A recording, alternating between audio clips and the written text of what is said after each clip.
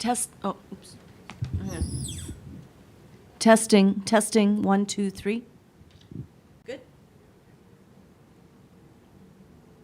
Sorry, I leaned over my thing.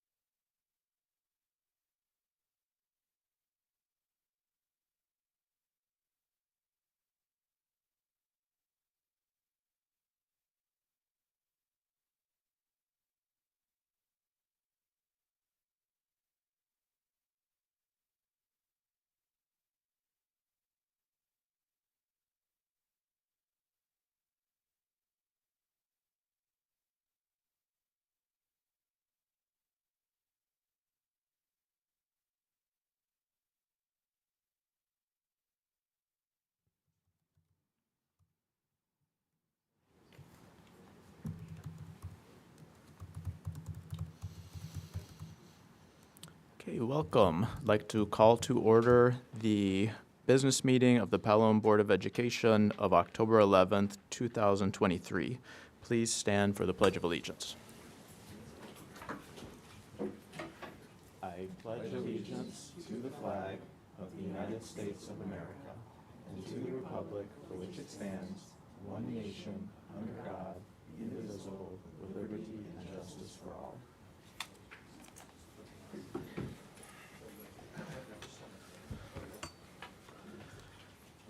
And item 2.3 is a reiteration of the executive session motions. We convened in executive session for the purpose of discussing a collective bargaining item, the record of individual students, and also to receive legal counsel. Thank you. So certainly want to welcome everybody. Nice to see our whole team and excited to hear about your work over the past year. And very much looking forward to our student performance report. I think we're going to have a lot of good news. Yeah. So just to reiterate, thank you to everybody in the administrative team and our classroom teachers and the staff throughout the district, because along with the students, the results are evidence of your hard work. 3.1 is approval of the minutes. Do I have a motion to approve the minutes from October 11th? So moved. Second. All in favor? Aye. Any opposed, abstentions? No, the motion carries. Okay, and 4.1 is student performance report. Yes, we're going to dive right in tonight. Again, I too want to echo my thanks to the administrative team who is here tonight and support. And this really is just one component of the incredible work that they do throughout the year, leading our schools, working with teachers, supporting our teachers, and supporting our students. So thanks to them, thanks to our faculty who just do incredible work day in and day out. Thank you to our directors for their support of Dr. Bowman directly in particular, and excited to hear what's going to come from tonight's presentation, and thank you to Dr. Bowman for your leadership in this area as well. Without any further ado, All I right. turn it over to you. First, thank you, everyone, for this opportunity. Last year around this time, I made a similar presentation sharing information about student performance from the 21-22 school year, all of which preceded my time here in Pelham. In the year that has passed between that presentation and tonight, I've learned a great deal about what happens every day in Pelham that results in the information contained in this presentation.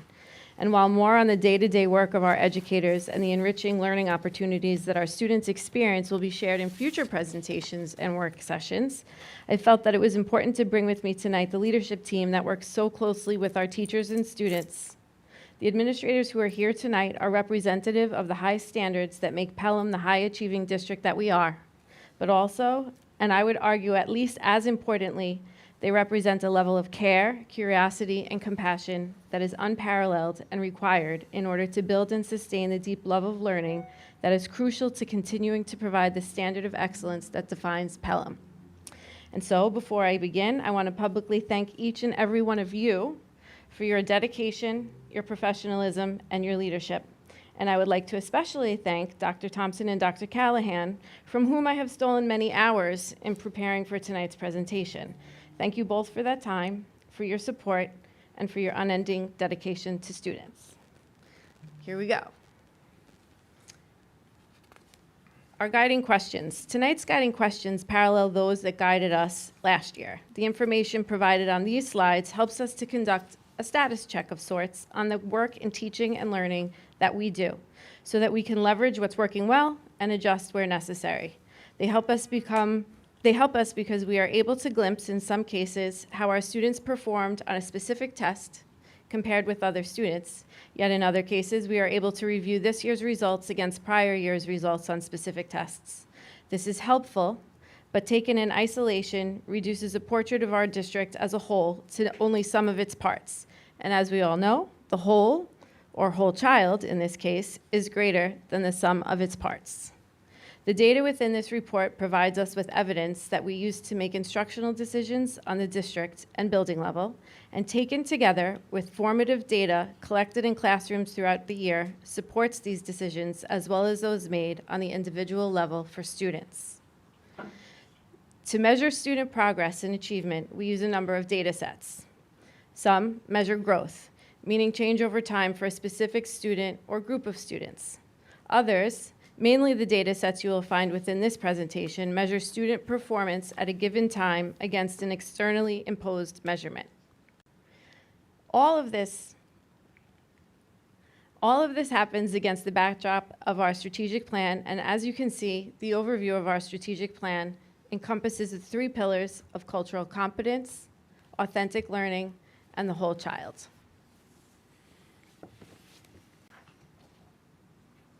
So when we talk about purposes for assessment and the data it provides, a little bit of context for this slide. Since last year, as a result of our reflective practices, implementation of MTSS supports and monitoring of systems and structures, adjustments have been made. I hope that as we review this year's performance report, you will agree that this cycle of continuous improvement continues to bear fruit in the form of student learning.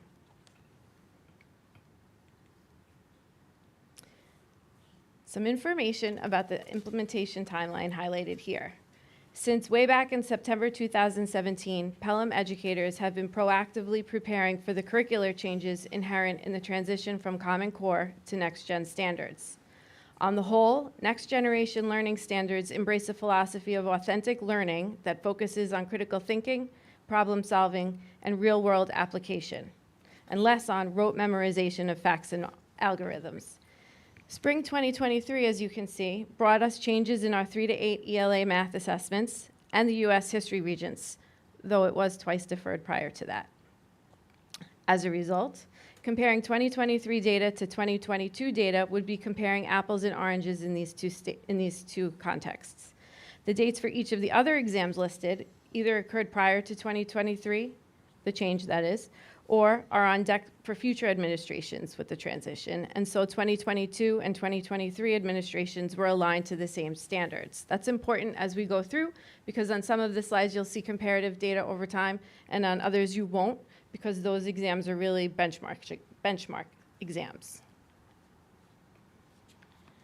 So before I review district results for our 3 to 8 assessments in math and ELA, I want to share, especially for those of you who are parents of children in those grades, that I've been told that Pelham's parent score reports will be mailed out by the U.S. Postal Service this Friday. We use a service called Edge Document Solutions for printing and mailing score reports here in Pelham, and that service expedites printing and mailing, obviously, ultimately keeping the in-house productivity of our support staff focused on the here and now of what happens in our buildings instead of focused on printing and stuffing and mailing. So there is a workflow explanation for why that's the case. I am aware that other districts in the area have had their their parent reports available to families prior to now. It's based on the service that you use. And so this is any district that uses this service, they will have their results mailed out by U.S. Postal Service, what I've been told, on Friday. I hope it's not the same idea of the check is in the mail, but nevertheless, that's not up to me. We'll start with our ELA scores. When we look at our ELA results in 3rd and 4th grade, again, it's important to note that we are not comparing this year to last year because of the transition to Next Generation learning standards. But I think you would see that we are doing very well, especially when you look at how we perform compared to the region. And as you will see in an upcoming report from me, the data here is obviously the combination of the results of each of our individual buildings, and so what you see here will be reflected in that as well. Oh, I went up. And can you remind on just what the region is? Yep, so the region is all of the districts in Putnam, North Westchester, Rockland, and Southern Westchester County. I could list them if you'd like, but it'll probably take a while. Okay. In 5th and 6th grade, you see that the trend continues. And again, in 7th and 8th, our students have fared very well this year. independent of comparisons with the region, I would say. But again, even more so when you put them side by side.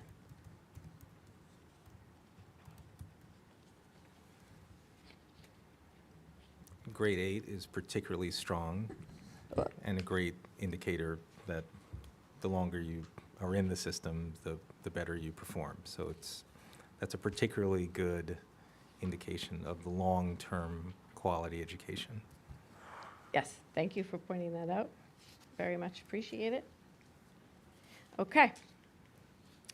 You'll see a similar trend in our results when we go through our 3 to 8 math assessments, 3rd and 4th grade, similar trend.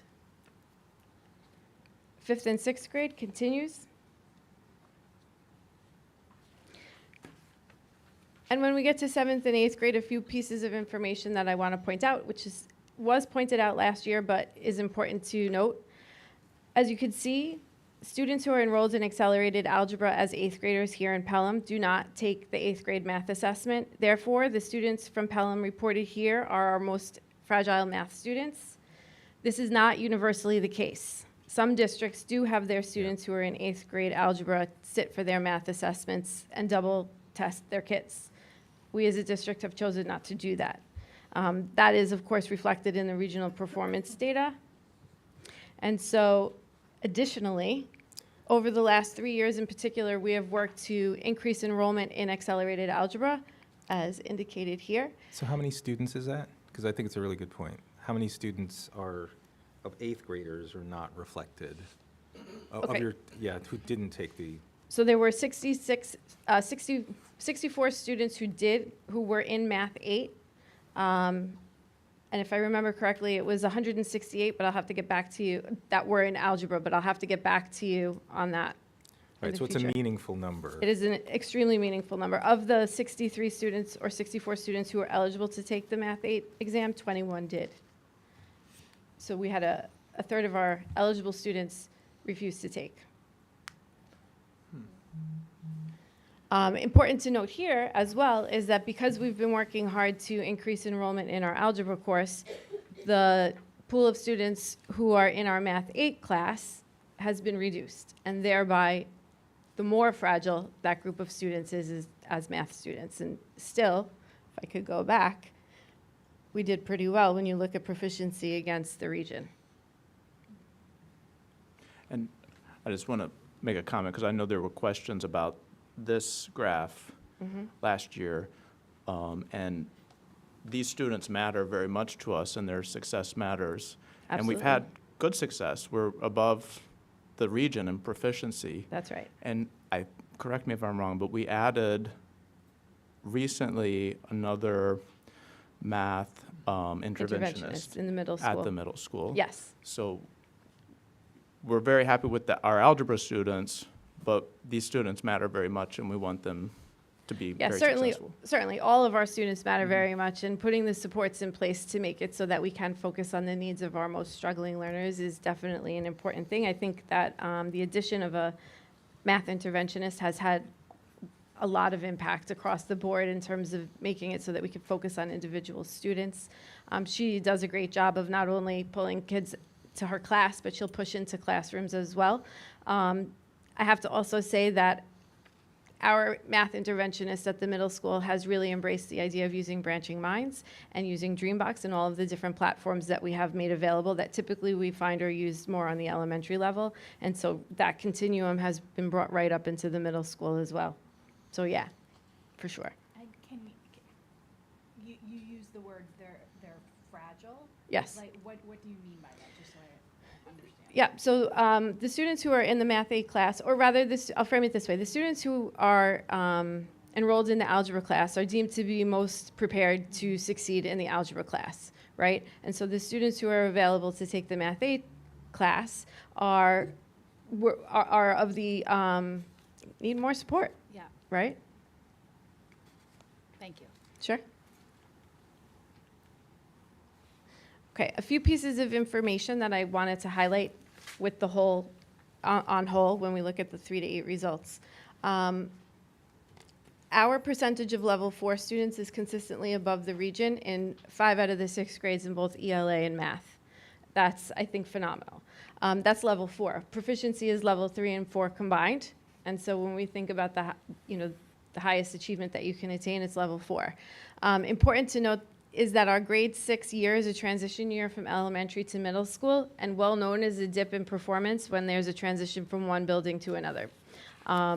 Not every middle school starts in 6th grade, so that has to be considered. In fact, the building that I led before I came here I had 5th graders in my building. So by the time my 6th graders were sitting for a state assessment, they had already done their transition. They were fully acclimated to the building, and so there was no dip in 6th grade. We saw our dip in 5th grade. So that's to be expected. We don't have a dip, and I just want to be clear on that. Rather, we see that there's a difference in the percentage of 4s compared to this percentage of 3s plus 4s. Okay? Moving on to the high school. So shifting to our high school level performance now, I want to highlight that as our students move through our K-12 system, their successes are the result of the many people who have influenced their learning over the years. And so while the information contained here does reflect the hard work and dedication of our high school faculty and staff, our students' growth is truly the result of our entire team of educators from K to 12. So when we look first at our graduation rate, it's 100. It was 100 last year. And we should be very proud of that.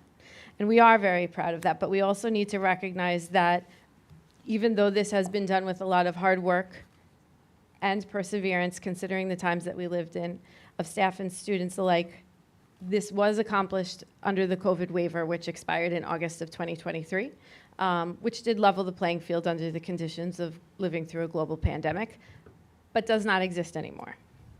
Can you just explain a bit what the waiver was? Sure. In 2020, we did not administer Regents exams, and so any students who were in a course that ended in a culminating Regents were able to bypass that requirement. Since then, what's happened is if a student sits for a Regents and scores between a 55 and a 64, but also has a passing average for the class, they can appeal and have credit, Regents credit, and still be able to earn a Regents diploma.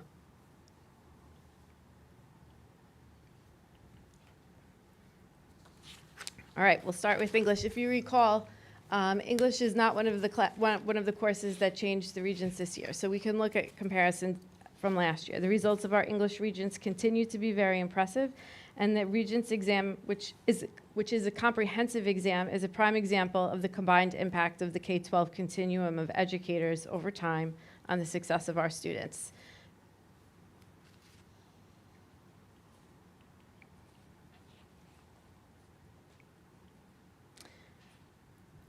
Now we're looking at our algebra results. As I mentioned earlier, we have increased enrollment in accelerated algebra, so widening the opportunity for students to be enrolled in algebra. Our student performance has remained strong, which is an indication that the instruction that's happening in the classroom is top-notch.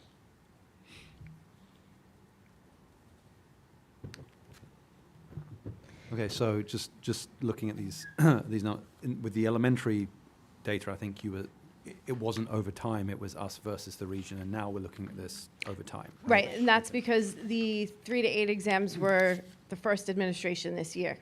Right? And now we're looking over time at some of these exams. For example, English and algebra, because it wasn't a new administration this spring. So it's apples to apples, not apples to oranges, and looking back over time. Again, looking at our algebra results, I mentioned that we've increased enrollment in algebra over the last 3 years especially. Important to note in that as you widen opportunity, participation rates go up. Sometimes there is a dip in performance. We don't see that here. And again, I want to hone in on the fact that that speaks volumes to the level of instruction and the leadership of our math department.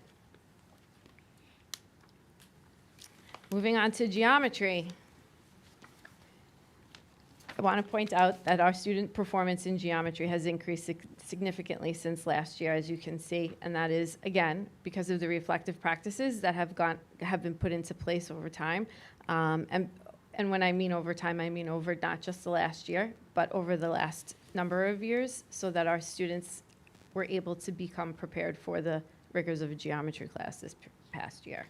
And Dr. Bowman, for all the high school scores that you're showing, is these tests are mandatory or then not for students? Students can opt out or? If you're in a Regents geometry class, you would take the Regents. You can't opt out of a Regents if you're in the course. Okay.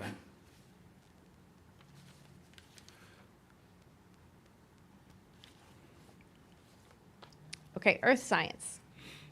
When we look at this year to last year, I want to, an important note here is the jump in mastery, which is indicative of grades of an 85 or above between last year and this year, while holding strong with our passing rate.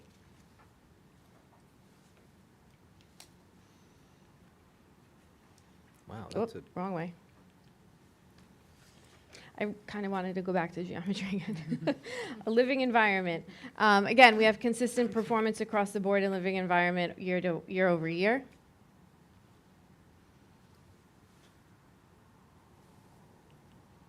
And when we look at chemistry, again, as with geometry, we see significant change in students' performance as compared to last year. I'll let the numbers speak for themselves.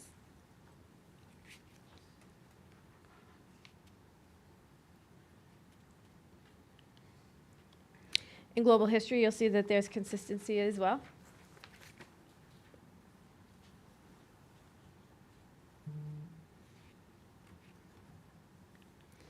And in U.S. history, just as a reminder, this was the first year that our U.S. history regions transitioned to the next-gen standards, and so we are not comparing to last year's regions results because, again, that would be apples to oranges.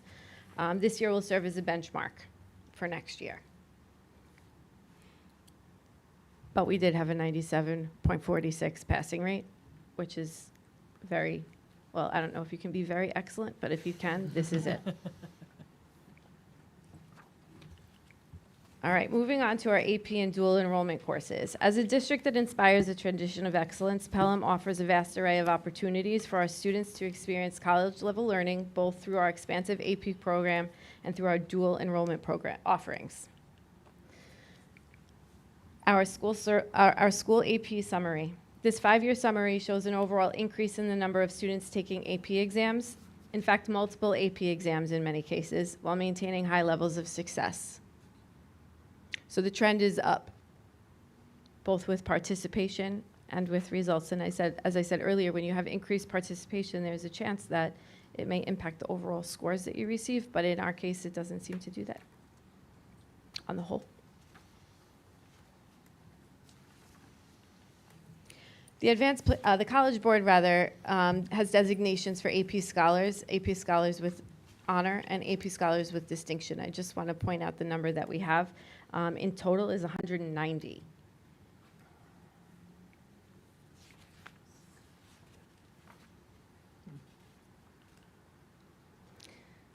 All right, so what does this data tell us actually? Kind of put in a little bit more of the story. 70% of our students in grades 10 through 12 have taken at least one AP exam. The total AP enrollment this year increased to 469 students. Actually, I think that we got late data. That's 471, yeah? 471. I shortchanged us by 2.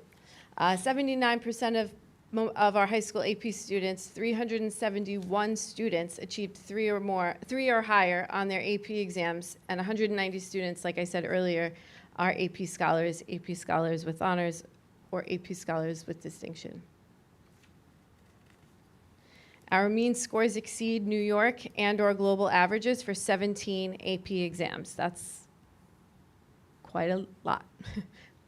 The average score across all AP exams taken by our high school students in the 22-23 school year was 3.3, and just as a rule of thumb, a 3 is typically considered eligible for earning credit at some universities.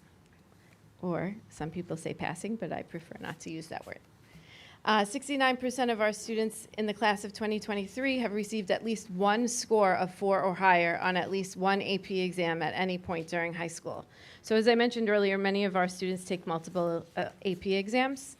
Many of those students earn many 4s, but 69% of all of the students, so some of them have only taken one, have received a 4 or a 5, 5 being the highest that you can earn.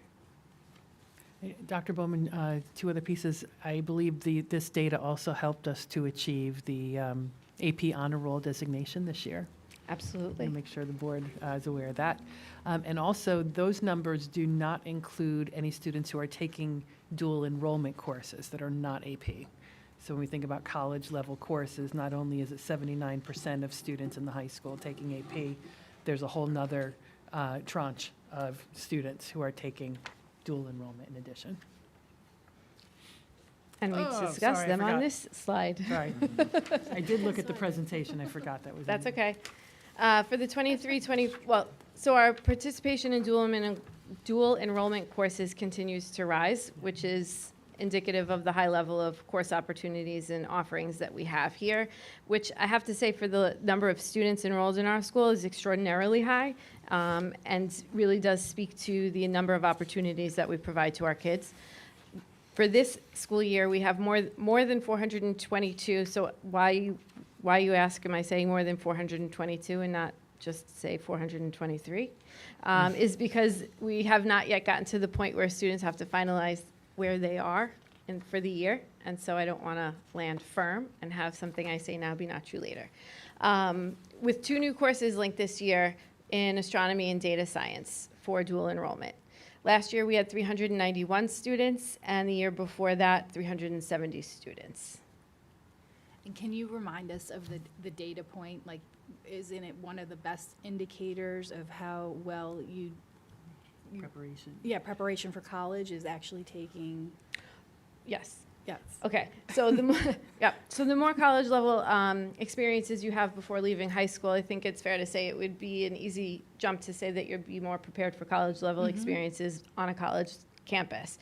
And so when you look at the percent, even if I go back, the percent of our students who have experienced an AP course, and then add to that the number of students who may have opted for a dual enrollment course, and of course there is overlap. Some students will opt for both. Clearly, well above the majority of our graduating seniors have that opportunity to leave here with college credits, which defray the cost of college and also give them opportunities to take other classes if they get some of the requirements done, if it's not an area that they're planning on studying. Pardon me. So the opportunities are more than just very important. They prepare you for the experience of being in a college course. Also, though, there are other benefits to having these opportunities in high school before you leave. So we have all of this information, and what do we do on a yearly basis with it once we get this information? So taken together with other information, we have been doing work, and now this is on the K-12 level, on our MTSS system, so multi-tiered systems of support, which really deals with not only academics, but also behavior and social emotional needs of students. The reason why it adds on that component is because it's not always clear whether the struggles a student face are a result of academic struggles or they're being masked or behavioral issues, right? Does one mask the other? And so having a system of support in place that helps to identify the root cause of what the struggles are helps to ensure greater success moving forward. And so this year we are embarking on a district level committee to build Pelham's MTSS framework. And we are working very hard to get full implementation of branching minds. We continue every year to use this data and other data to inform professional development. So what focused professional development do we need in order to address any areas that could use some strengthening moving forward in the curriculum? We utilize instructional rounds where teachers get to see what one another is doing in action, which doesn't often happen, but is a great professional development tool in itself. We continue to have professional learning communities.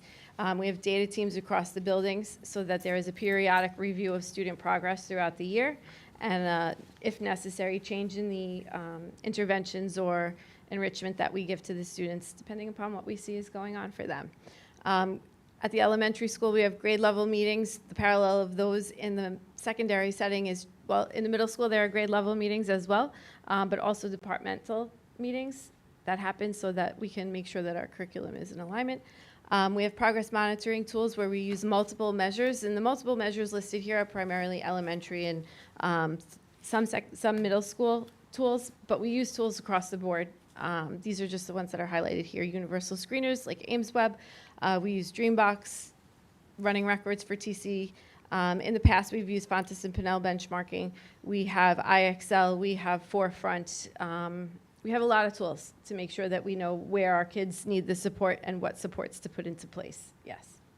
I forget, the state data, does it include, do you have access to information on, like, test level results in terms of, like, analysis of, our students are doing well at this particular part of math, but having trouble with this other particular part, or Yes. is it not that granular? Yes, we have- absolutely. So you could pull data in any number of ways. One of the reports that we pull will be based on standards. So they align, what happens is the items on the test are aligned to the standards that they are assessing, and then you can see trends. They're clear, and that's exactly the kind of report that's used to make informed decisions about professional development moving forward. Because if we see that there's a consistent struggle with a particular strand or a particular standard, we know we need to teach into that for our staff so that they can better deliver that instruction moving forward.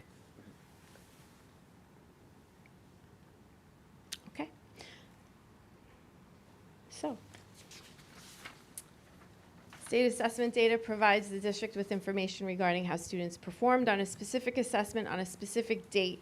It's useful but limited. This report includes summative data and performance assessment data, which is different from the formative data that's collected on an ongoing basis, which taken together help us to make good decisions about how we teach kids. And so in closing, one of my goals for tonight was to tell a story about Pelham schools. And like all stories, the details of each page, or in this case slide, are important to bringing you a bigger picture.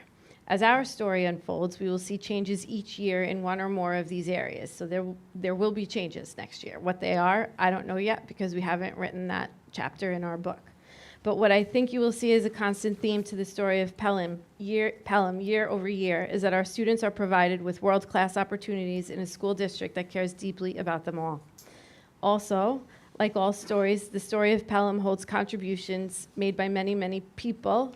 I don't want to call them characters, but people. And while I think taken as a whole, the contributions of the entire community are clear, I again want to thank Dr. Callahan and Dr. Thompson and add to the list of those contributors to tonight all of the administrators here, the faculty and staff who work with our children each day, and especially my support staff, Maria, Juliana, and Louisa, who are instrumental in preparing tonight's slides. And so if you have any questions. Can I ask you maybe just to speak briefly about the role that state assessments play in identifying students for support? Sure. There was a time when it was a hard cutoff, right? If you scored X, that meant you are mandated to have interventions, right? So we called them AIS back in the day. It wasn't quite as nice. Now it's different. Because it's a one-shot deal like any given Sunday, and it may not be indicative of a student's overall learning, it is a data point, but it is not the only data point that we use. The example I use is if a student comes in and yesterday their cat went missing, we'll say, they may not perform as well as they are able to because they're distracted about something, or if they're coming off the flu, right? It may not be, or if they just hit it lucky on the multiple choice. Taken together with other data points that really show more of what the student is capable of doing and where their areas of struggle are, that's what we use to make those determinations. Let me just say that state assessment data are important, but they're just one piece of data that we use to make a profile of a student as we make those decisions. And how useful is it, given the timing of when we get that information? Right, like it's already a month or two into the Right. school year. So good question. So we would look at that, we look at that data in conjunction with data that we're already collecting. So I'll speak first on the elementary level. A lot of September is, creating classroom community and getting to know your students, but we also have benchmarks that happen in September. So we're collecting data on students throughout the whole month. So getting this information now, while it is late, and I want to be clear about that, this is late for the season, for us to be getting assessment data. It's not like was November or December when we were already, halfway through with the year. The other part of that I want to speak to is that taken as a whole, we don't often get shocked by what happens from assessments. We know our kids, and we also have tools available to make it so that we know what areas we need to lean into. Most of the time, this is just confirmation of what we've already come to know about our school and our system and our kids. So it's useful, but it's not all there is by any stretch. But to the extent that it would be helpful to get the data earlier, that's something that we could advocate for. And I know that Lower Hudson Education Coalition has a survey now. I don't know if everybody got the email.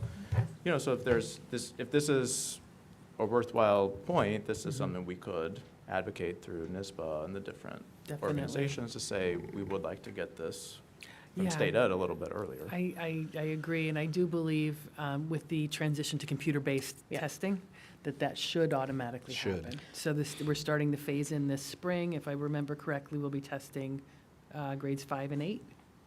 So Or is across it- the state, everyone's mandated in 5 and 8 Yeah. to assess on a computer in ELA and math. What we're going to be doing is, and I'll separate elementary from, in the middle school, all of ELA and math is going to be computer-based, right? In the elementary schools, we're going to be adopting a full computer-based test administration for math, but really only focus on the mandated areas in ELA for this year. Just kind of to back into the idea of timing, it seems intuitive that having a computer-based test would speed up the rate at which we get results. However, one of the reasons that the state indicated for the delay in the This year. results this year is because it was a mixed administration. And so some schools and districts opted to get ahead of things and administer their tests by computer with some significant struggles, I might add. We didn't, but I think that mixed bag created a little bit of a delay. I think really it's kind of soon to decide what impact it'll have next year, because in some of the grades, people may still continue to be paper-based like we are in some grades. In the grades that are required, maybe it will be quicker, but I don't anticipate the state releasing those grades before, I think it will be one release. I don't think it'll be, okay, these are done, and then just wait around for the rest. So that'll be a transition. Yep. Hi, I have a question regarding the changes to the algebra regions in June 2024 Okay. that are coming up. Are we familiar now with what that new test may be? Like, what, is it covering similar material? Is it covering different materials? And- So, as I mentioned earlier, since 2017, when the transition began, we've been working really hard to make sure that we were prepared for the transition. And so, while a small thing like a global pandemic might create an obstacle to that, we're confident that our students are prepared to, as it relates to the standards. What's on a test on a given day, until you have it in your hands, is hard to predict, right? Over time, what happens is exams tend to have a certain percentage of questions that ask about certain standards that may or may not be repeated. And so there may be a transition, again, another transition period between, from a perspective of teaching and learning and what the kids know and can do. Yes, we're ready. Having a crystal ball of how that's going to turn up on an exam, nobody has that.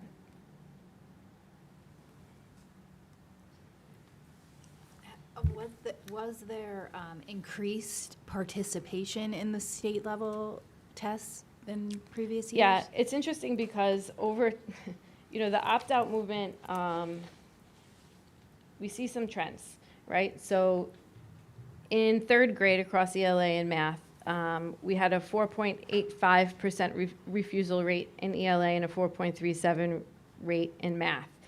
In fourth grade, it goes to 5.56 and 3.7, respectively. Then in fifth grade, 4.6 and 4.1. Then when we get to 6th grade, we jump to 14.23 and 15.42. 7th grade, 16.82 and 16.36. And then 8th grade, I'm just going to give you ELA because if you remember, our math assessments are a different kind of a situation. 20.86.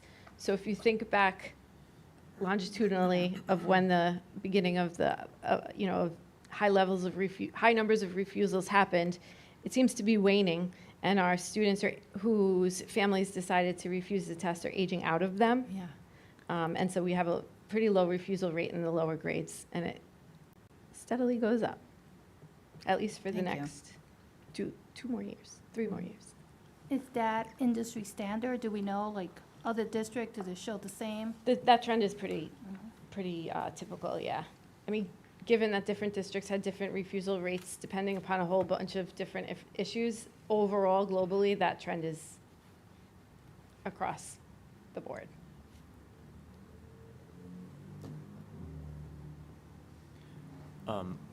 Did you get any feedback about, I guess, changes in instruction? I'm thinking in terms of a balance between what might be called authentic learning versus test prep, or I'm not sure I know what you mean. that, I mean, was more time spent sort of studying and preparing for the test this year than might have been in different years? So our teachers do have feel a great responsibility to make sure that they position their kids with the most potential to succeed.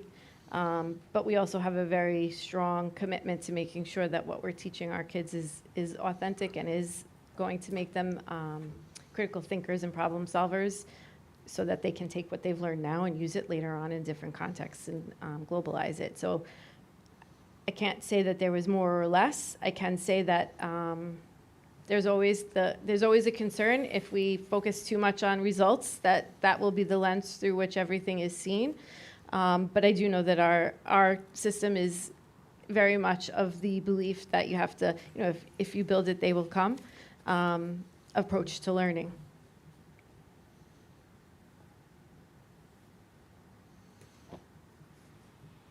I guess I'd just say, because we've discussed metrics and data, and I think we all believe our teachers and administrators are very much mission-driven and dedicated educators. And to the extent that the board is asking for data, it's more to support that mission and provide the resources, that everybody needs to be successful.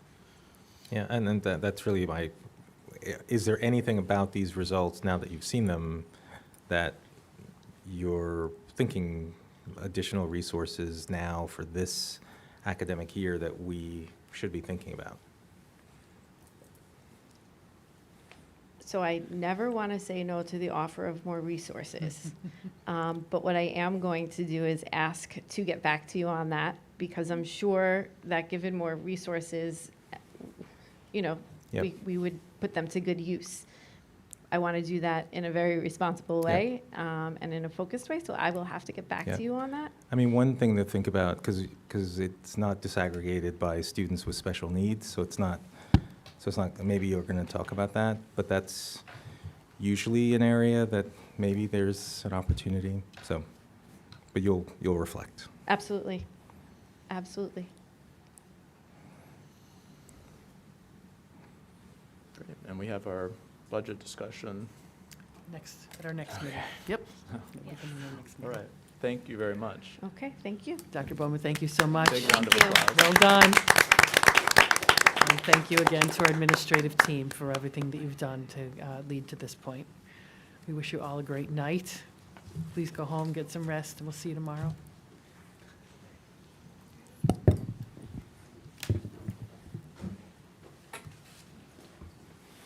Okay. Should I dive quickly into Sure.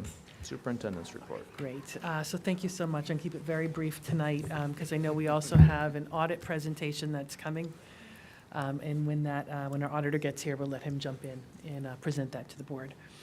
Again, we continue to keep the war in Israel in mind for our students and our staff. We know that, we all are hoping for peace and are really working to make sure that students have the support that they need as things continue to evolve. We know it's very difficult. There's a lot of civilians being significantly impacted, a lot of families being impacted. So we just know that we continue to keep our eyes on that and continue to work to support families as we move through that. And we'll continue to do that as the days go by. Wanted to recognize and thank, I know he's on his way out the door, Dr. Callahan for and the team who worked to put together the Chasing Space launch from last week. Truly incredible. Chasing Space, thank you, Dr. Callahan. Leland Melvin was just amazing and inspiring, and it was wonderful to see him working with our students, really just so patiently and kindly, and just connecting with them in really wonderful ways. So we had great feedback from that. We're looking forward to the series that is going to continue on for the rest of the year. So I thank him and the team for putting that together, envisioning it, and now bringing it to be. Going to try not to step on their toes too much. I know we'll hear a little bit about PSAT administration today. First endeavor there, successful on our part. Really excited to have had that opportunity to make that shift. Thanks to John Sabalos, who is sticking around for some reason. There's nothing better to do on a Wednesday night.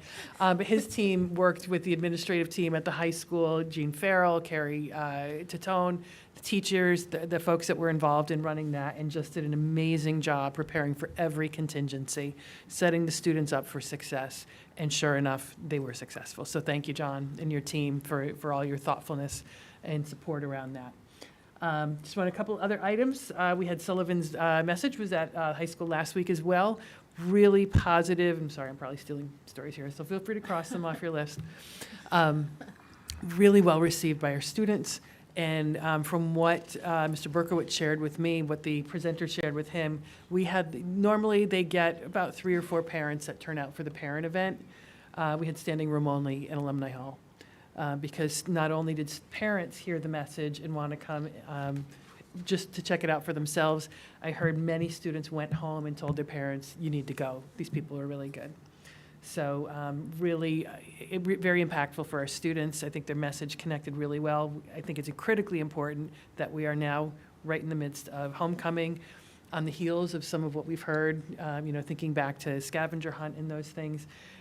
Programming like this to really bring home to students the importance of good decision-making, the impacts that poor decisions can have on the rest of your life. So really, we were thrilled to have them and feel that was really well received. It is homecoming week, so I sent the board the schedule for that. So we've got exciting events coming up. We've got some good weather, we've got some bad weather ahead of us, but it's going to be an exciting week. So lots going on. We've had a service fair at the high school, club fair this week, as well as the PTSAs and all the special events that were held today for the different grade levels. And then we'll have the culminating Friday pep rally and homecoming game. So it'll be fun to turn out for. Just wanted to highlight 2 last items on tonight's agenda. We did go through the RFP process for professional development to support our efforts on belongingness, diversity, inclusion, and tonight we're recommending to the board Earl Hunter. You may recognize that name from prior contracts that you've approved, because Earl has actually been our consultant working with Responsive Classroom. So he's done a lot of work in our district for several years. He's been very well embraced at the elementary level, has established incredible relationships with our elementary teachers and administrators, and Earl's got a great sense of people, and I think he's developed a really great sense of Pelham. So I think in working with him to expand our efforts into the DEI realm is going to be really important. He does have background in working at the secondary level as well.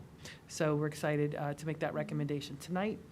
And then the one item that I am not recommending, not excited to recommend, but I do want to highlight it, and that is a resignation for the purposes of retirement that is on the board agenda tonight. For my recommendation, I would say please don't accept it, but our district clerk and my secretary, Pauline Davies, has submitted her her resignation for purposes of retirement. So that is on the board agenda tonight for your Oh, acceptance. It's a disruption in the force. A complete disruption in the force has been one of my just absolute right arm, left arm, and she's just been incredible. I was blessed when she came through the door a few years ago and decided she wanted more than just part-time, she wanted full-time, and she saw this opportunity in Pelham and was just happy to come and has really done incredible things in the office. It's been a wonderful support to me and to the cabinet, and I hope to the board as well. So she's not leaving yet. We have her till January. Going to get everything we can out of her in that time. But really, Polly and I just can't thank you enough for the work you've done. There'll be lots of times for us coming up for us to celebrate you even more. But I just wanted to recognize that important change for us tonight. That ends my report there. Thank you. And we do have our auditor here too, Yeah. if you want to jump. And, okay. So we can move forward with the Any, report of the auditor. any public comment or you want to bump it up? Do we have anybody here for public comment? Public comment? No, okay. All right. All right. All right, so maybe we can jump to Jim's report and the audit can be. Okay, so Jim's report, sure. Okay. Do you want me to do that now? Yeah. Okay. Good evening. I can give a quick update on the facilities and finance and some items on the agenda for this evening. And then also this evening, we have Chris Kopp, partner of PKF O'Connor Davies, our external auditor, who will provide the overall summary of our audit presentation for approval for the Board of Education this evening. So we had Chris. Chris is here this evening. Last week, we had an audit committee meeting where Chris's partner, Scott Oling, came and presented the external audit results to our audit committee. We met on Thursday morning, followed by a finance committee after that. As part of that, we talked about the external audit. We shared the management letter.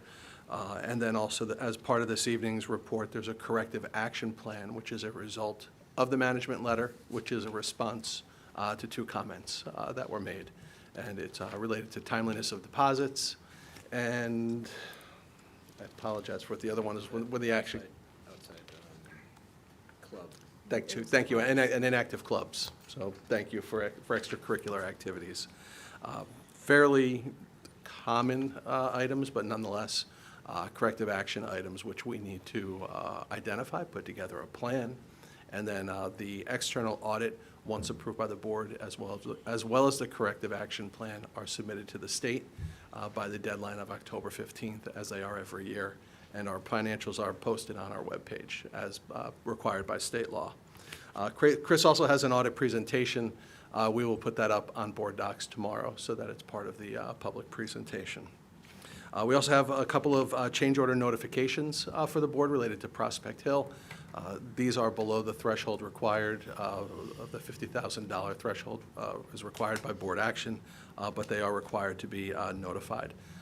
With these, we're in the closeout process of the Prospect Hill addition, which is terrific, and we're rolling down that avenue with the other projects as well. So we're very happy for that to happen. Day after the last meeting, the last board meeting, we also had a safety committee meeting. In that meeting, we talked about, Alteris was there. Some of the things that were talked about were the building level emergency response plans, the district-wide drills, some of our training, swipe card reader updates, signage, and some future considerations as well, such as something that could, in the case of emergency, something like a stair chair that to help move someone who's immobilized downstairs. Say if an elevator is inoperable, someone's immobilized and they need to move down the stairs, or in a school that does not have an elevator, like Siwanoy School, you would want to have something like this in place. So we're working, the general consensus was let's move forward on doing something like that. We had a little bit of rain last week. With that rain, I think we all took on a little bit of water in our own lives. I know I did in my basement, and the water just seems to come up from the basement at this point in time. It's not even coming through the walls. As a district, we fared fairly well. What we found was the biggest place where we were impacted first was at Colonial Elementary School. It's generally a lower area, and the sewer line there many times historically has become overwhelmed. And when that has happened in the past, the district has had backups. To stop that from happening, we have a switch which will come down and prevent those backups, which is terrific, prevents a lot of damage and downtime, but it also prevents us from using our indoor facilities at that point in time. But I think we all saw the pictures and everything else, the water just bursting out of the manhole covers. It was fairly significant. We did take some water just from regular surface water runoff, came in right under the doors, but everything has been cleaned up and we're operational at Colonial. At the high school, it's a stone building and it can be porous, so we did have some infiltration, but not unexpected. And we've got one area in the smaller gym at the high school. We're going to figure out how to get this leak, but this is whenever we get a lot of rain, it's one area where we constantly find some water. But Mr. Condon has promised me he's going to fix it. At Glover Field, we did pretty well at the Glover Complex. On the field, we had, I guess, what the grounds crew identified as kind of 4 bubbles, and that was really just from water coming down, not water coming from underneath, which we're fairly well protected that way, but just water, volume of water coming down onto the field. And the carpet kind of bubbled up a little bit. When the water drained, it settled back down, so we don't see any difficulty there. So we're happy with how everything performed there. Ritchie Bell Field took on the floodplain role, and it was covered with water. And obviously now it seems to be okay. I was there a few days after that happened. Yeah, we have wet walls at Glover Turf. Busing is smoothing out. We still have a couple of things that we're working on as the new year begins. The driver shortage is certainly impacting everybody. The bus driver shortage, it is real, and many districts have seen even their bus companies cancel contracts because they're unable to staff their commitments that the school districts are asking for. We've not had that. But again, those are challenges that we're working on, and we've had a good communication with our contacts at BOCES and the BEPT consortium that we worked with. Other than that, what I can do now is I can introduce Chris Kopp. Chris is a partner from PKF O'Connor Davies, and he's here to provide the audit presentation. I've got some backup, and I'll pass these around as well.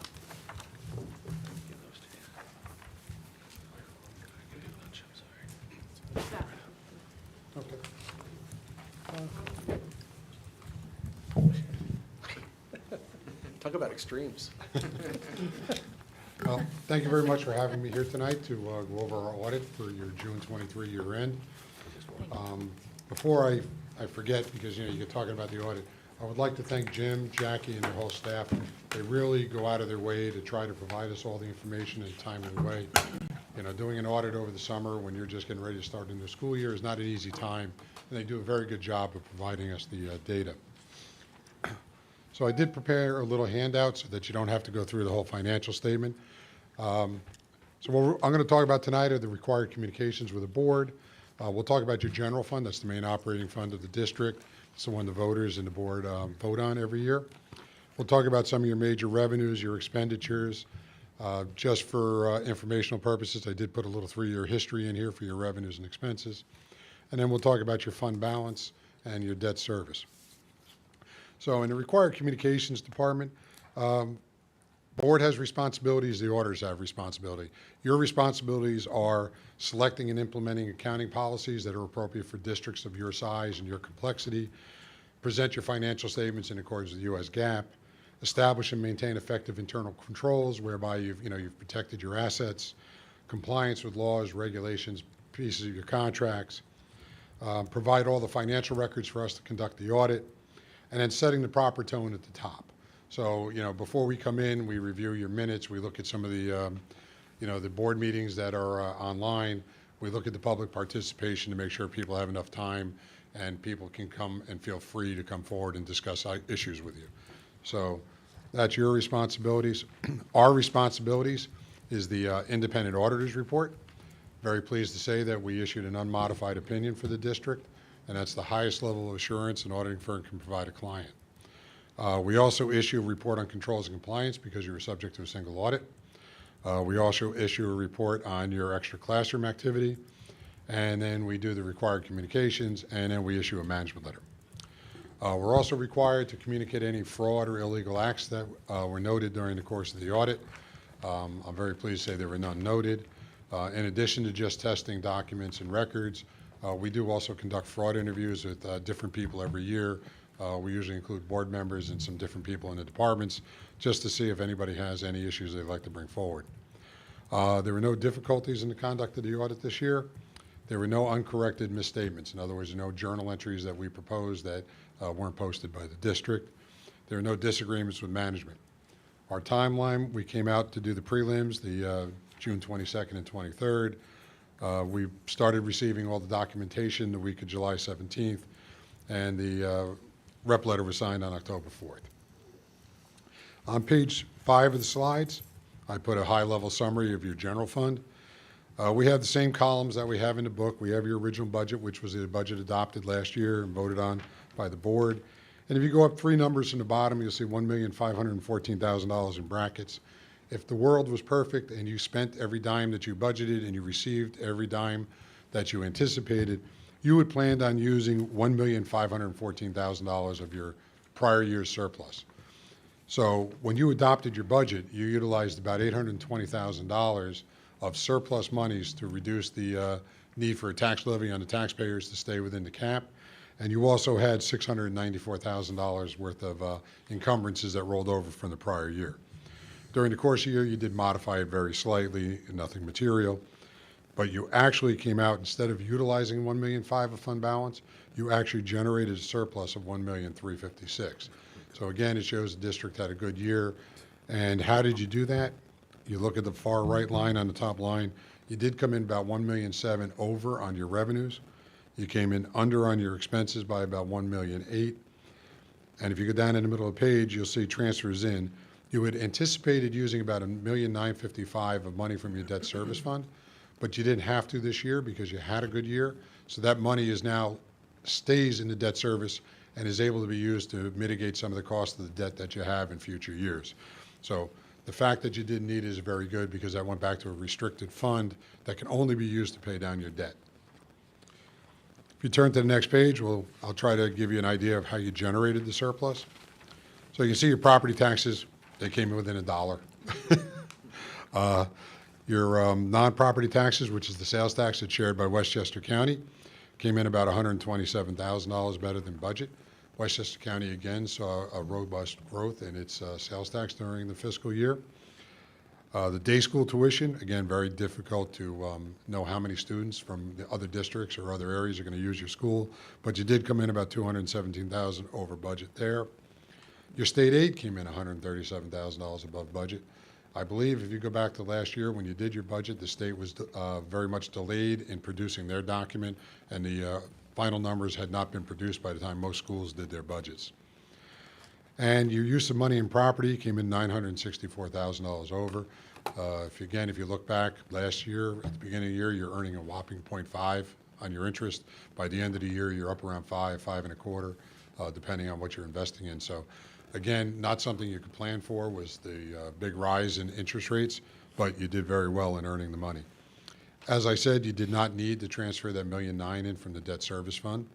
So when all is said and done, you came in about $246,000 less than you anticipated on overall revenues because of that transfer you didn't need. So again, your overall revenues are about $1 million above. You didn't need the $1.9 million. The next page is just the 3-year history, just so you can see some of the trends of these revenues. I won't take your time to go through them, but I figured it might help you during the budget time to see some of the trends. On your expenditures, it's always a little harder to pinpoint where you save the money because you do have many lines in your budget. So I tried to pick out some of the larger ones. On your operation and maintenance of plant, you did come in about $499,000 under what you anticipated. I believe a lot of that was associated with an HVAC project that is going to overlap the years, and it didn't get as far along as you had wanted it to.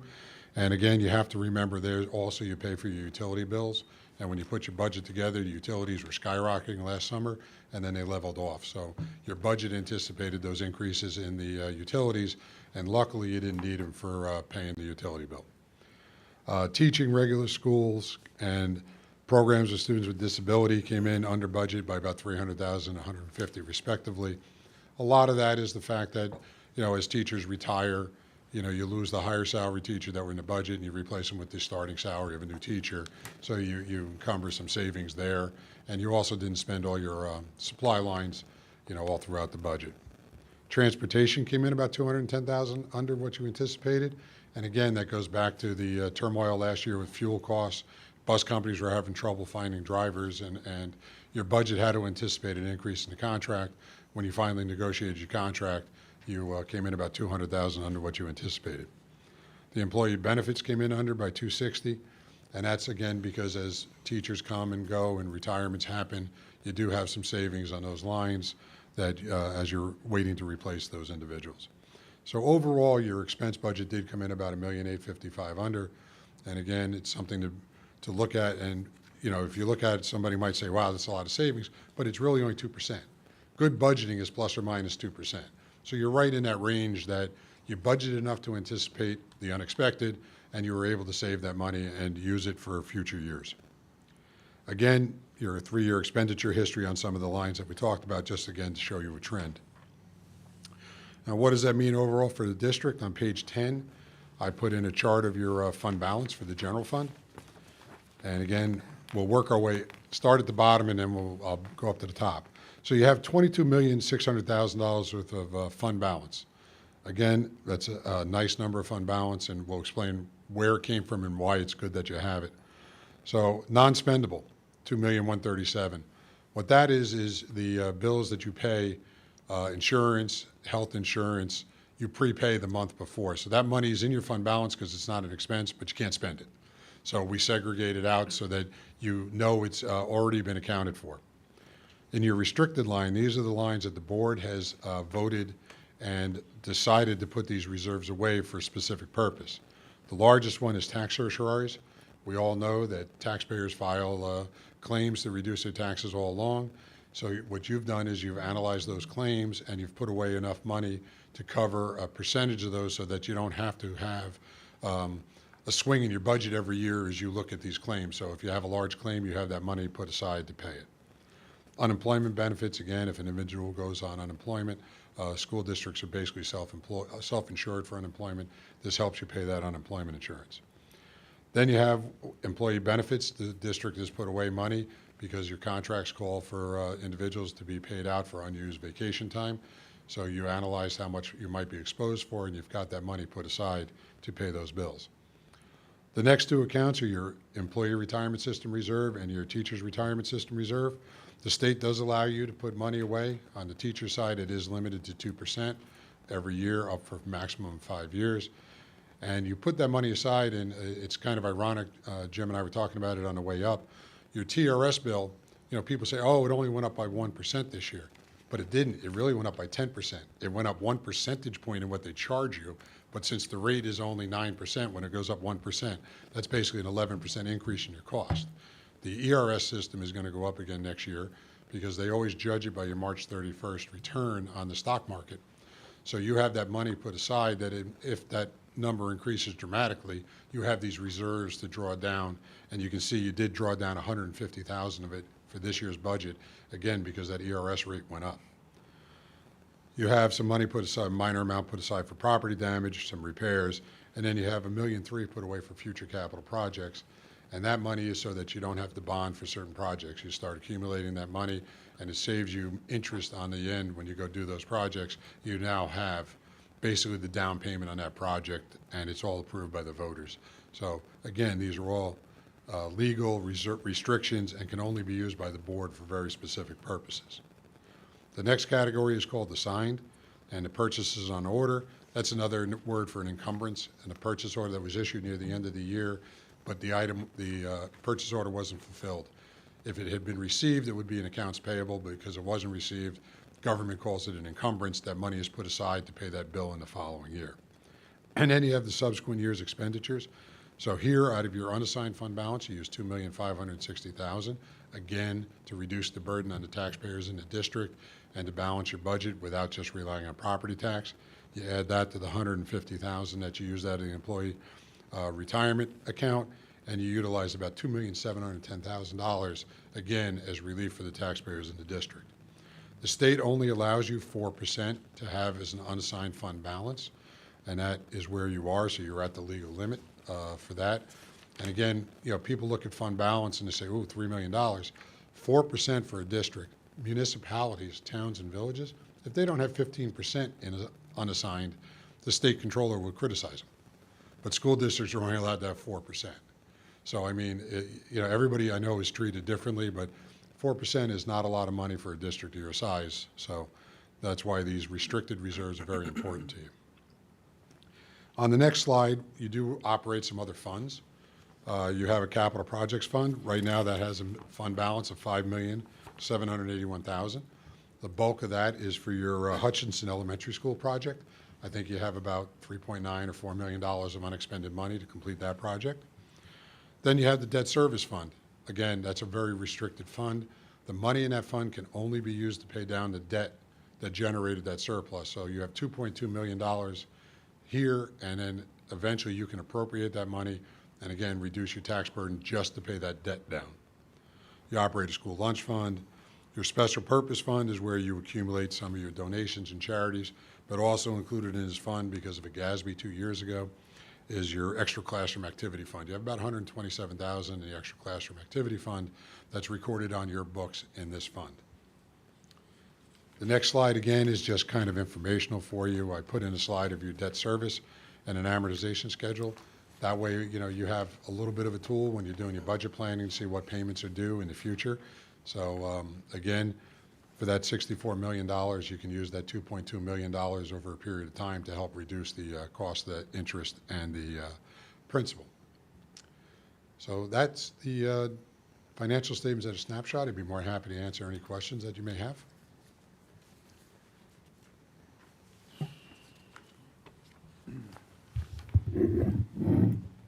Sure. Thanks for that. A lot of numbers in there. And I think in 2 weeks' time, I mean, I think you've presented the facts of the district's finances and, you know, what those mean, how it impacts our financial strategy, you know, the role of reserves, where we want to invest, where we want to spend, where we don't want to spend. I mean, I think that's, we'll begin to have that conversation in the next meeting, unless I'm mistaken. So I will reserve my any comments for then. But that sort of concludes the audit. Yes. Okay, cool. And I think in the audit committee we talked about maybe some very de minimis nefarious activity with a couple of checks that were intercepted and that the district wasn't liable for. But other than that, there was no material, you know, deficiencies or weaknesses in our internal control systems. No, We have a there clean weren't. bill of health. Cool. That's really my only question. Thanks, and I'll help follow up on the checks. Those were, that happened this summer, but we've had a couple of checks presented to a bank for deposit, and they were picked up. We have a system in place called Positive Pay. So based on a check number, we report our payee and our payee amount. And if those, the check number, the payee, and the payee amount don't match up, the check doesn't clear. So we've filed police reports. We've worked with law enforcement from across the country as well, and we're keeping an eye on this. But we had a few earlier in the year, and that was another item we talked about at audit committee this year. Okay. And just in the But report, just there are to be no clear, other, sorry. No losses to the district. Oh, thank you. The best point, yes. The district is not out the fraudulent amount. And there are Were those no all- other unresolved matters from the audit? No, they're not. Okay. Were those electronic checks or physical? Well, we get a copy of it because all the checks are presented, the images of the checks are presented, so. Someone is. We got a copy of it. So I think what happened was somebody tried to deposit it, the image of a check, kind of almost like when you do it, like a mobile deposit. And that's the result of not flying checks from Fed to Fed anymore Right. with the actual checks. you have this issue that can happen. So, again, it's a good program that we have with our Yeah, bank. positive pay, that sounds great. And it's specifically made for purposes like Yeah. this. And we've got a very responsive banking team, and we're watching it closely with them as well.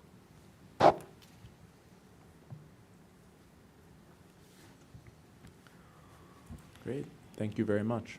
Okay. Thank you, Chris. Again, thank you all for your time. I know you have a busy schedule, and we appreciate being able to present. Thank you. Thank you for coming so late. Yes, thank you. Yeah, it'll be an action item. There'll be 2 action items. Okay. Okay. So I guess next we'll do Board of Education Committee reports. I mean, I think we've, Covered. audit is covered. The Finance Committee met, I think we spent most of the time talking about the audit issues, and really, then we segued into just a review of the numbers that everyone just witnessed on the screen, and touched on some contract negotiations, and the timeline for that and the strategy there. And we reviewed the budget development schedule, and those were the primary points of discussion. But the audit committee didn't meet, but we reviewed what you just saw, so that's the report. Okay, any other committees? You went through safety. so- Yes, so Safety Committee, we had a nice group of 1, 2, 3, 4, probably 10 or 12 folks were there, which was great. And again, all the items that I mentioned, we've submitted all of our documents to the state as required for the district-wide and the building safety plans, so that everything there has been taken care of. Our drill schedule is being worked on, the stair chair. I don't know if there's anything else I missed, Yeah. Jackie. I think, I don't know if you want to just touch on what we talked about with Glover and parking and where that Sure. stands. Parking at the Glover Complex. Yeah. I mentioned it at the last meeting as well, and the public safety officials for the village of Pelham Manor have asked us to, have had concerns about it. So what we've done is we met with them, of course, with our Alteros representative. We've installed 10 new no parking signs. We've stenciled the roadway with no parking stencils, showing people where people cannot park. I won't say that it solved the problem, but it's step number 1.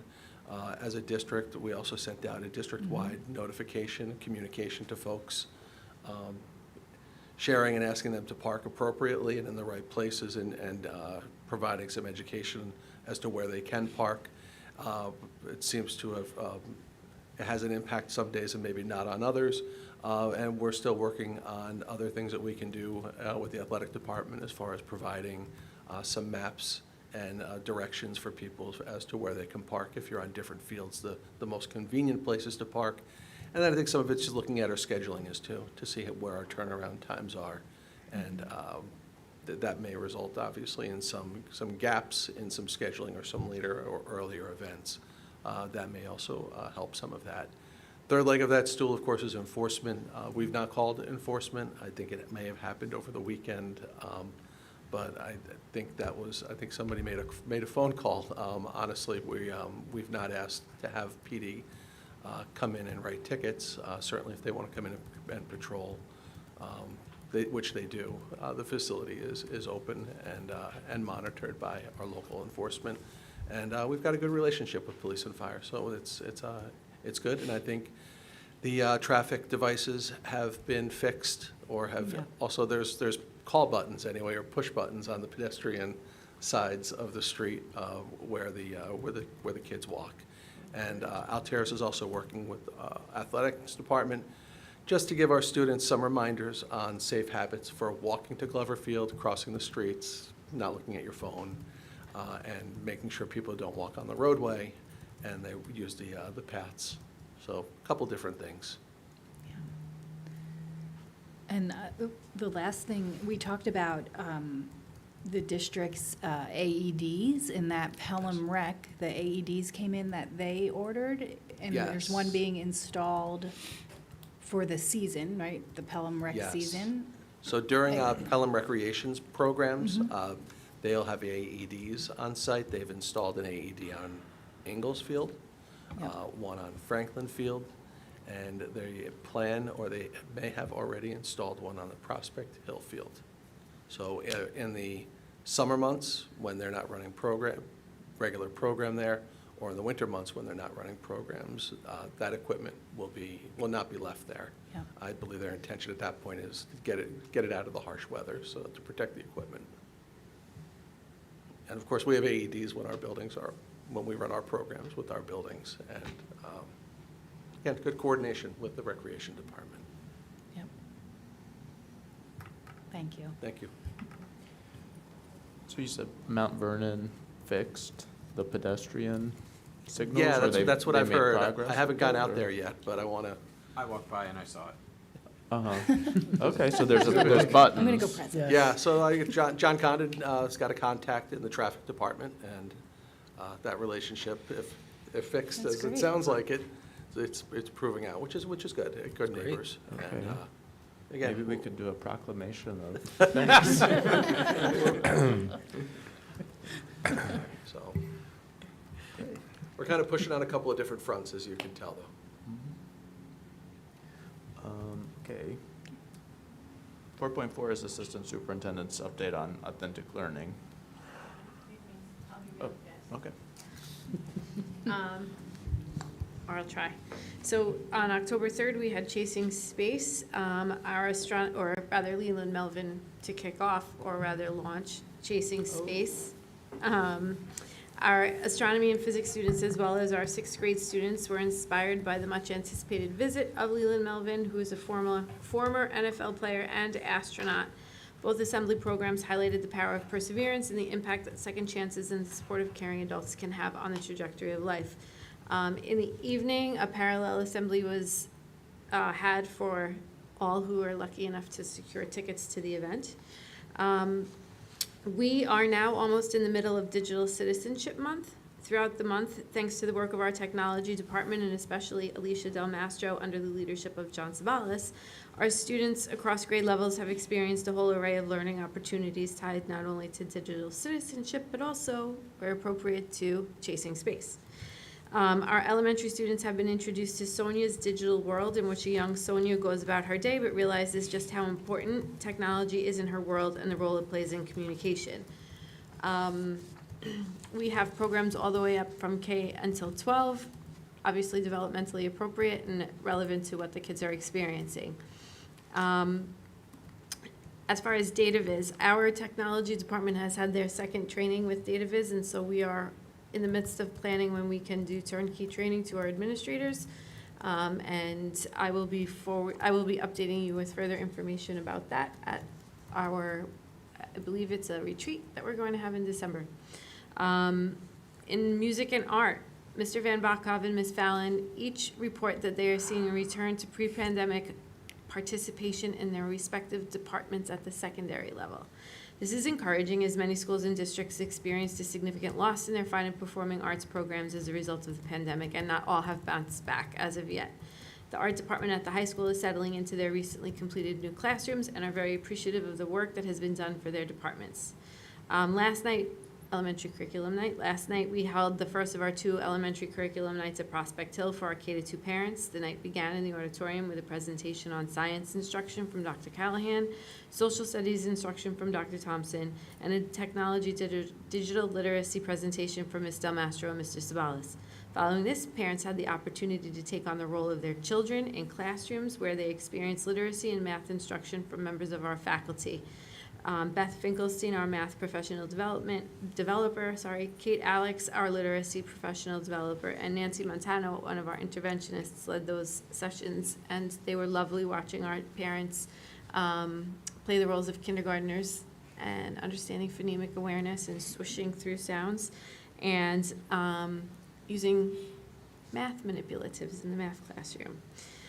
Finally, last week, John Sabalis, our technology director, attended a New York EPLP, which is an education policy leadership program, regional leadership forum in Gettysburg. During the two-day experience, he was able to attend a docent-led strategic leadership experience at the Gettysburg battlefield, as well as a day at the U.S. Army War College, where faculty there shared strategic leadership concepts that are taught to military leaders and able to be globalized to different leadership contexts. Obviously, this has been a phenomenal experience for him, and we're looking forward to hearing more from him about it. But it has strengthened the strong leadership skills that he already possesses, and we're excited to hear more. Great, thank you. And next is Assistant Superintendent's update on the whole child. No. Oh, okay. All right, thank you. Try to be brief as well. I know it's late. Just quickly, in special education, tomorrow our ICT coach will be in the middle school. She's going to be meeting with the co-teach teams on all grade levels, and she's also going to be doing some observations in classes, I think the earth science co-teach classes. And then our next elementary visit is on October 24th. Dr. Champ mentioned a little bit about this, but I did want to highlight some additional points about the Sullivan's message, which was assemblies and parent presentation that was held last Thursday at Pelham Memorial High School in collaboration with the PTA.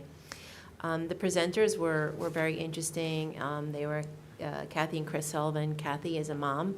And she started speaking in 2009 about alcohol use and mental health and wellness and the importance of making good choices after she lost her 17-year-old daughter after underage drinking a couple of parties after a homecoming game. And she actually met her husband, Chris, who came to see one of her assemblies. He was a former pro NFL football player for the New England Patriots, who shares his experiences about his struggles with anxiety and mental health and substance use. So, their presentations, I'm sure, to the students come at different angles. And the presentation from the parents was really riveting. It was really interesting to see a lot of the parents say that they were encouraged to come because of their students, and their students said you have to come, and you have to listen to what the speakers have to say. And the students, again, the focus was on good decision making and the lasting impacts that a decision can make on everyone's lives, not just their own. And for the parents, the message focused on communicating with your child, paying attention to details, knowing your child's friends and social groups, the groups they move in, along with awareness of their social media activity and posts. So I thought that was all really strong messages for the parents. So it was a great presentation. This is sort of a joint message from Dr. Bowman and I about today's PSAT, because she's the testing coordinator and I support guidance. But this morning, the high school successfully administered the first ever computer-based PSAT exam to about 450 students. So it was a mammoth undertaking. We have to say our technology department was fully prepared for this launch, and whatever glitches we experienced today was not on behalf of anything we did. It was actually with glitches with College Board. So we were fully prepared. This was 10th and 11th graders? 10th and 11th graders, right. And the feedback from the teachers and students was positive. I was circling around and listening to some of the feedback. I think it was different for the students, but overall the ease of administration, the students seemed okay, calm, as I observed them walking in the hallway, so I think it went off very well.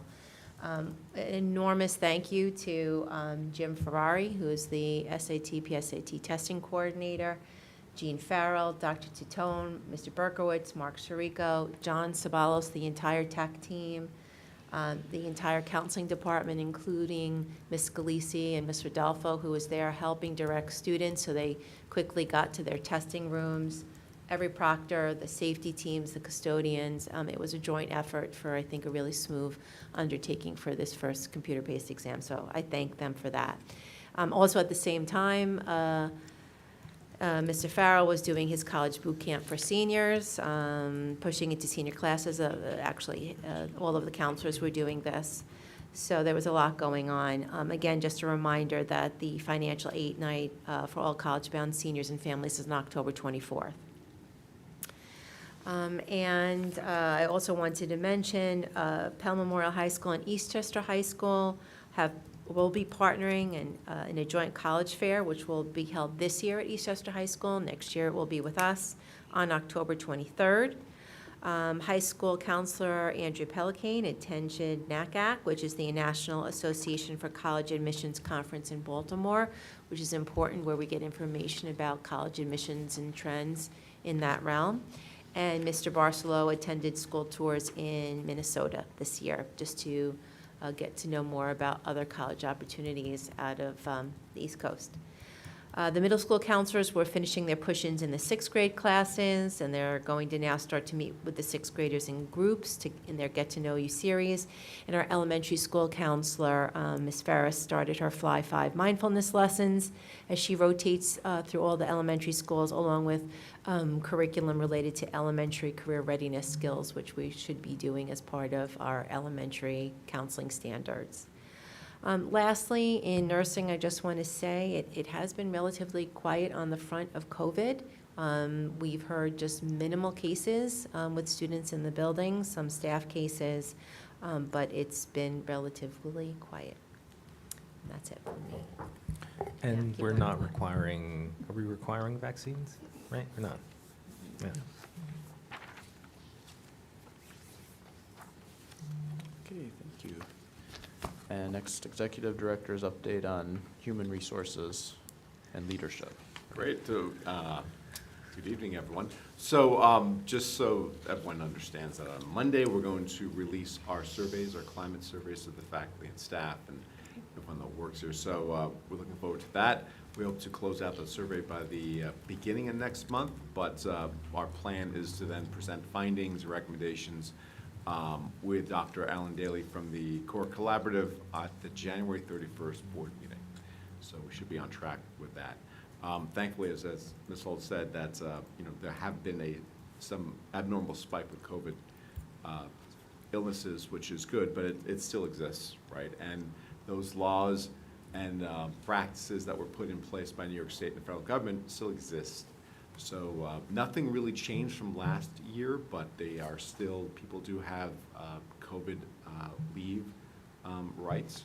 And also they're still on the books for actually, if you want to take a half-day leave to get your COVID vaccination, that's still on the books as well through the end of this calendar year. We'll see what happens and materializes, whether something changes in the future. But those are just some pieces in terms of student attendance and staff attendance we have to keep note of. So I just wanted everyone in the community to understand that. And we do have a new law in New York State about New York State's transparency pay. So now, although Westchester County is kind of tricky in terms of whether government agencies have to abide by that, the bottom line is that our council has recommended that we make sure that there is a pay range on all our postings now, which we haven't really done in the past. Civil service, we had that, but for like teachers and any other position, there should be a range. And most of that is contractually based, but that is a new practice for us. And that was something that came about in September. And then lastly, as you'll see especially for the new board members, on Schedule E, you'll notice something called salary reclassification. That is by teacher's contract. Teachers, after so many years and so many conditions, they can apply for salary reclassification and move on the pay scale. It is all collectively bargained, but this is our first round of people who are asked for reclassification for their salaries. We do that twice a year. There may be a few we may have missed that we need to get some more information on for, some credits and make sure that we have those transcripts on record before we can recommend a change. But just wanted to let everyone know that that's a question about salary reclassification. What is it? That's what it is. And but there are, like I said, there are limits to it, and there are procedures in place that you can't move along the pay scale so quickly, and that is by the teacher's contract. And in the transparency Law, yes. So you're publishing salaries for the 2024 Well, 25? It could be for this current year, right? So it's Okay. in place now. Got it. So- I see. so But are you starting- making any assumptions about union salary based No. on union? No, right? no. I mean, we do have so the teacher's contract, right? There may be, indication of this year, but not necessarily the future, right? For the administrators as well. Got it. maybe You're placement. presenting based on existing contractual Existing stuff. contracts, Yep. that's right. Thank you. And Nope. the Schedule E, the adjustments, there's not any judgment for us to employ on that, it's just based on the contract, and Yes. they've all met whatever the requirements are. right? Correct. There's It's nothing for us reviewed. to do, really. No, it's just action that's taken, when we Yeah. change the salary, the board Yeah. has to take action on it. But it's been reviewed by our staff, and I do that personally as well, to make sure that people can move on the salary scale, but there has to be a certain number of credits which are in service versus graduate. 9 graduate is required, and 6 in service at the minimum before they move over. We look at the different coursework, and there is an approval chain as well. So whenever a teacher wants to get approved for a certain course for professional learning, they go through an online system called My Learning Plan. There are a number of individuals, administrators, who check on that, right, before it even gets to my office. So, yeah, there's a lot of due diligence, but it does take a lot of time, though, because as you may know, certain institutions, no longer have certain types of transcripts. A lot of them are online. They may not be official. We want official, so it's always kind of a give and take. Got it. Thank you. Are teachers paying for their own courses, or is the district? So within service credit, right, and also for graduate credit, that's on the individual's dime, not on our time. Can't happen during our time when they're getting paid as a teacher, right? We cannot pay for it, right? We do not give credit for services and for in-service credits, and that happens that we pay, let's say, for a BOCES course. That's just professional hours that they have to keep track of for certification, but it has to happen outside of the school day, right? And we do not pay for it.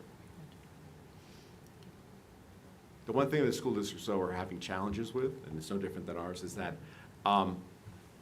just the rate of credits, right? Not every graduate credit is equal, right? So we have to kind of review it. And sometimes we have discussions with our, teacher union colleagues in terms of the, the quality as well. So, that is, all districts are kind of challenged with it. It's just not like saying, hey, I'm getting another master's and here's the program at Fordham University, and it takes different shapes and sizes. That's why we make sure that all the administrators, whether it's directors, whether it's principals, assistant superintendents, review each credit that's being awarded.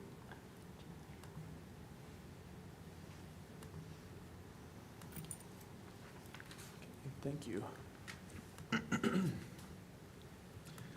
We have another,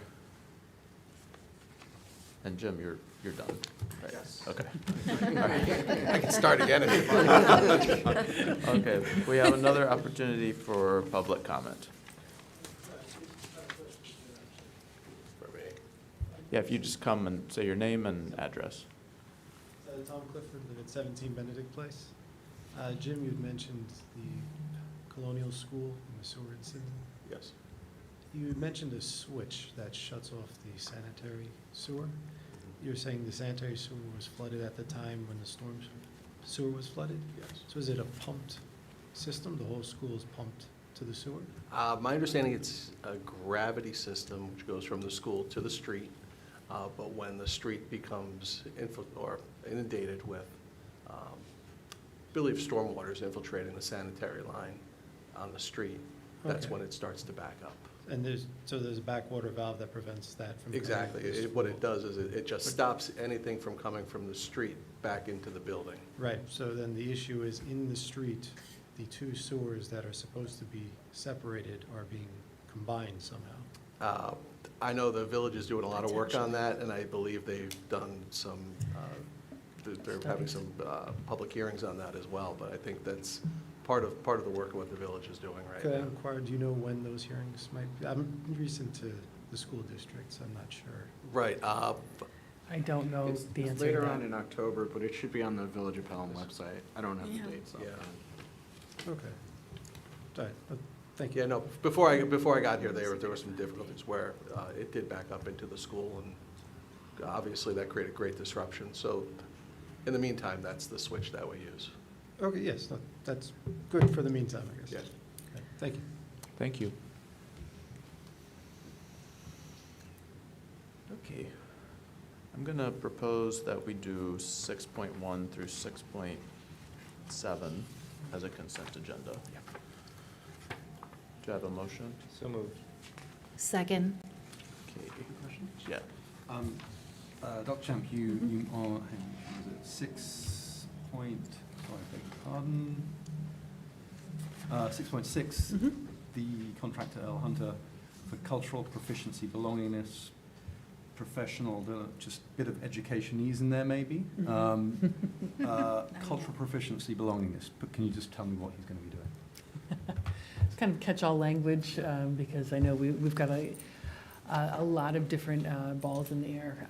Really, we're looking for someone to continue to support our work on completion of the strategic plans, of the cultural competence aspects of that, helping us to continue to move down the path in those different areas.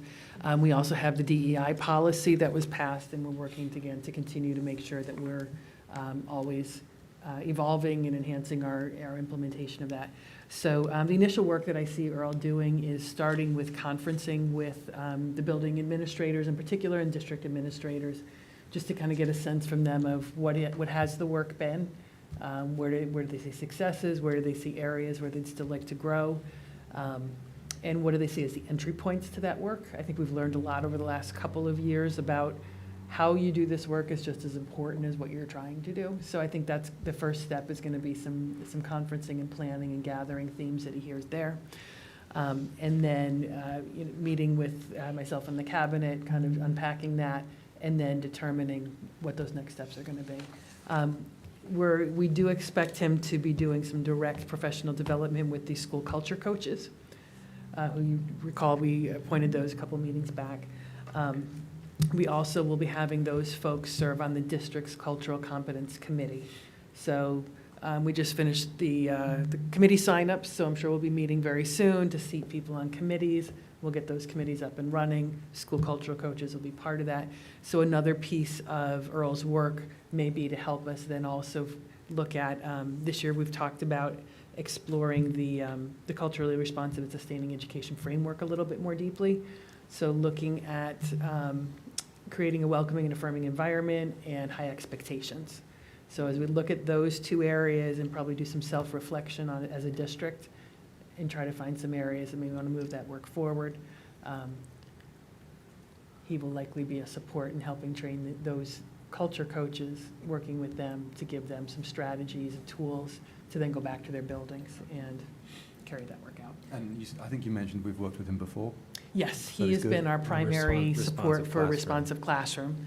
And a lot of the language and conceptual work there is anchored in belongingness.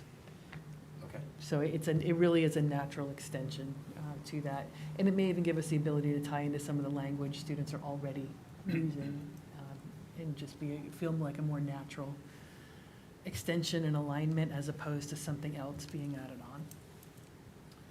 Thanks for the color on that. You're Appreciate welcome.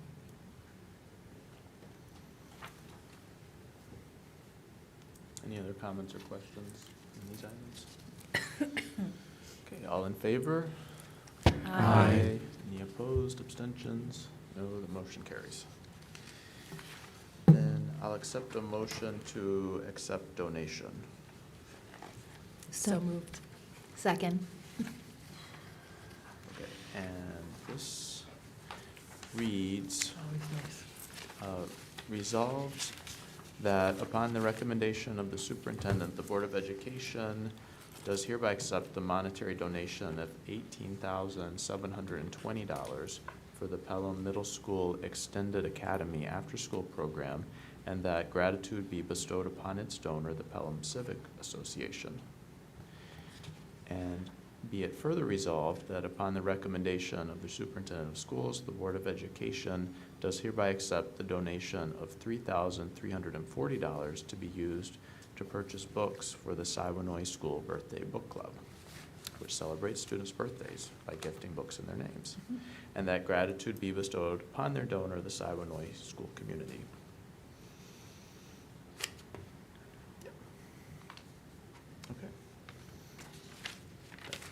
and I just have to do a quick plug because the Pelham Civics.